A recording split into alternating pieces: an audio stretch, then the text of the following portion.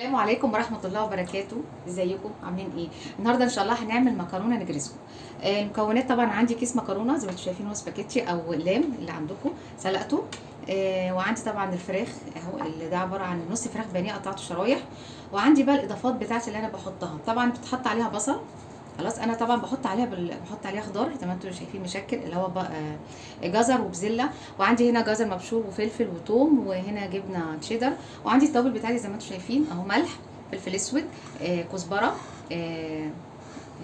بابريكا، بصل بودر، توم بودر، كاري، توابل فراخ. وعندي هنا سمسم، وعندي هنا الزبده اللي هعمل بيها الفراخ، هشوح بيها الفراخ. وطبعا في مقادير اللي هي البشاميل هنقولها بعد كده ان شاء الله. اول خطوه هنعملها هنحط الطاسه على النار ونشوح الفراخ البانيه، ونشوح قطع الفراخ دي على النار. يلا بينا على البوتاجاز زيت. وطبعا اول ما تسخن الزبده والزيت اروح حاطه الفراخ بتاعتي. لازم طبعا تسخن جامد قوي اهي، لازم اسمع الصوت ده. احط الفراخ، ما اقلبهاش انا، بس بوزعها كده عشان كل الفراخ تاخد سخونه الطاسه بتاعتها. خلاص انا دلوقتي هعمل ايه؟ هشوح الفراخ من ناحيتين لغايه ما يتغير لونها. وبعد كده طبعا هنحط بقى الخضار بتاعي. دلوقتي حطينا اهو الفراخ على النار اهي، اتشوحت واخدت لون كده زي ما انتم شايفين. بعد كده احطها كده على جنب، واحط بقى عندي اول حاجه البصل، واديله تقليبه كده.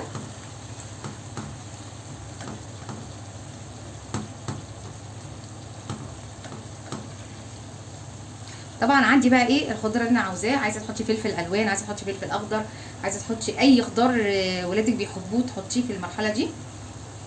ادي حطيت البصل، بعد كده الثوم،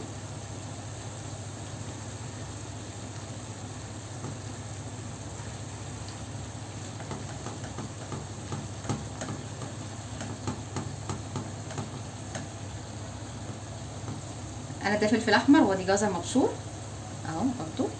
عندك فلفل اخضر حطي. طبعا دي اللي انتوا شايفينها دي جبنه تشيدر، ممكن احطها في الاخر خالص. عندي البزله والجزر دول فروزن، تحطيهم برضو. عايزه تحطي اي خضار ولادك بيحبوه، مثلا مشروم، فاصوليا، اي حاجه. احنا بنستغل طبعا ان الولاد بياكلوا النجرسكو، فبنحط لهم جواه الخضار اللي هم بيحبوه. ادي اهو البزله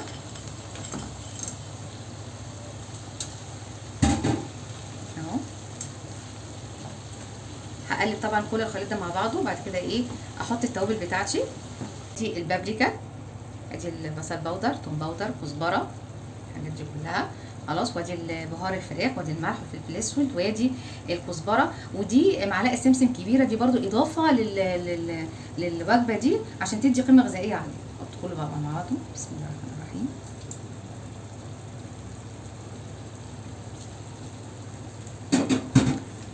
واقلب بقى كده. دلوقتي انا خلصت اهو الفراخ زي ما انتم شايفين اهو، بصوا منظرها عامل ازاي. وحطيت اخر حاجه اللي هو الجبنه الشيدر اللي انتوا كنتوا شايفينها. دلوقتي هعمل بقى البشاميل. عباره عن البشاميل طبعا كلنا عارفين، 3 معالق زبده،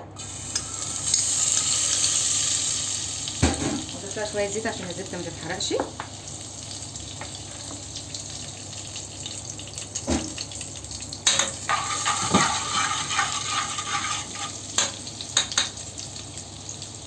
بعد كده عندي 3 معالق دقيق اهو. بسم الله الرحمن الرحيم.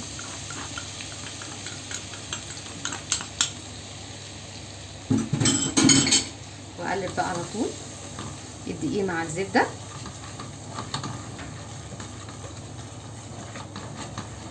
طبعا عندي لتر لبن او كيلو لبن، يعني لو عايزه مثلا تبقى نصه لبن ونصه شوربه ماشي، انتهى عندك يعني. ممكن كمان تضيفي كوبايه ميه من سلق المكرونه اهو زي ما انتم شايفين.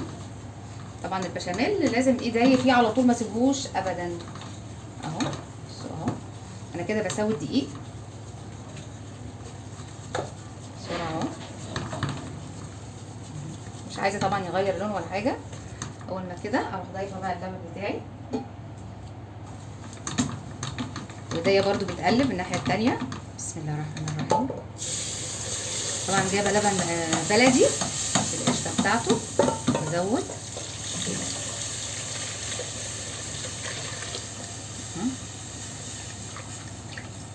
دلوقتي انا ضفت اهو كيلو اللبن او لتر اللبن.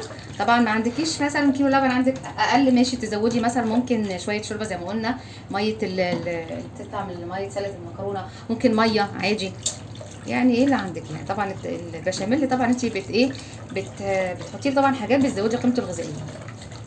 اهو بصوا اهو دايب كل الدقيق مع اللبن مع الزبده. احط بقى التوابل بتاعتي، احط ملح طبعا، فلفل اسود، احط بصل بودر، توم بودر، ممكن عندي جوز الطيب برضه احطها، عندي مثلا لو بتحبوا القرفه ممكن نقطه قرفه كده صغيره اهو. اهو زي ما انتم شايفين. انا بقى هضيف بقى ايه اللي عندي التوابل، الملح اهو، فلفل اسود،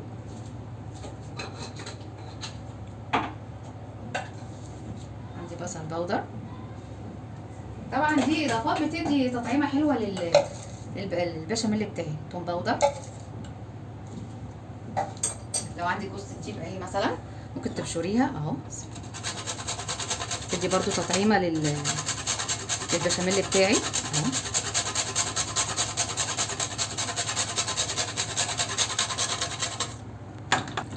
طبعا بقى هنا خلاص كده تمام التمام. ممكن بقى ايه تزودي برضو قيمه غذائيه اكتر، مثلا تحطي مثلا لو عندك قشره اللبن حطها دلوقتي، عندك مثلا جبنه موتزاريلا تحطي مثلا زي معلقه كبيره زي ما انت عاوزه. كل ما تحطي تدي للوجبه الغذائيه بتاعتك حاجات حلوه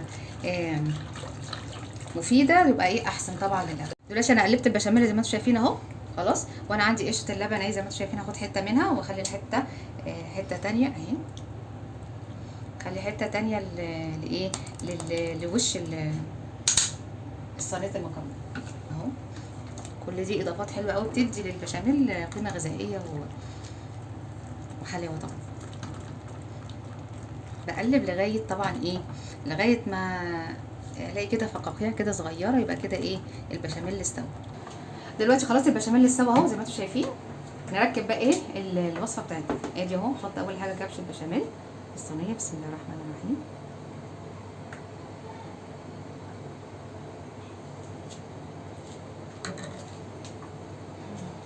اوزعها على البايركس. احط بقى دي المكرونه عندي، احط نصها. بسم الله الرحمن الرحيم.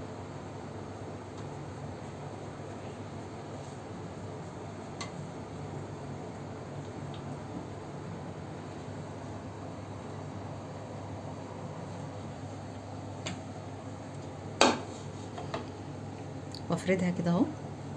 دلوقتي حطيت اهو اول طبقه من المكرونه وحطيت عليها بشاميل. احط بقى الحشو بتاعتي اهي. بسم الله الرحمن الرحيم.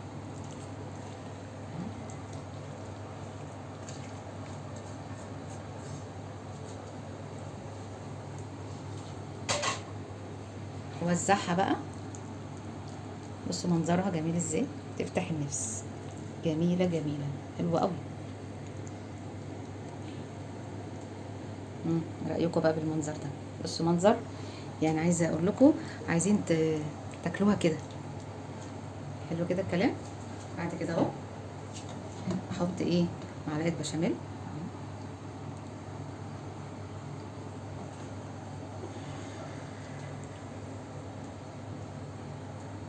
وعندي طبعا جبنه موتزاريلا، دي اضافه ايه اضافه يعني لو عندك تحطي شويه. بسم الله الرحمن الرحيم.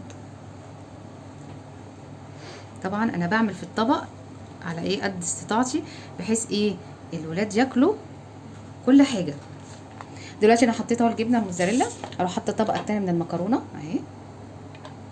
انتوا شايفين. طبعا هوزعها بقى البشاميل بتاعتي عشان تفرد المكرونه.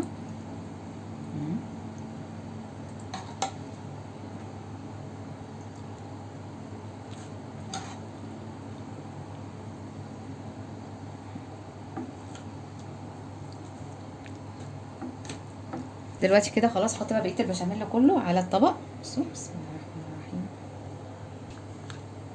دلوقتي ادي حطيت بقيه البشاميل. عندي بقى بقيه القشطه بتاعتي اهي، حطها على الوش. ما عندكيش مش مشكله، ممكن تحطي قطع زبده. خلاص دلوقتي بصوا انا حطيت البشاميل وحطيت القشطه اللي عندي وحطيت بقى الجبنه الموتزاريلا اللي فاضله اهي، واساوي الطبق كده اهو زي ما انتم شايفين. ما عندكيش جبنه موتزاريلا عايزه تحمري الوش، ممكن قطع زبده كده تفرقيها على الصينيه دلوقتي الصينيه زي ما انتم شايفين اهو بقت حلوه وجميله وعسوله وعايزه تتاكل نيه.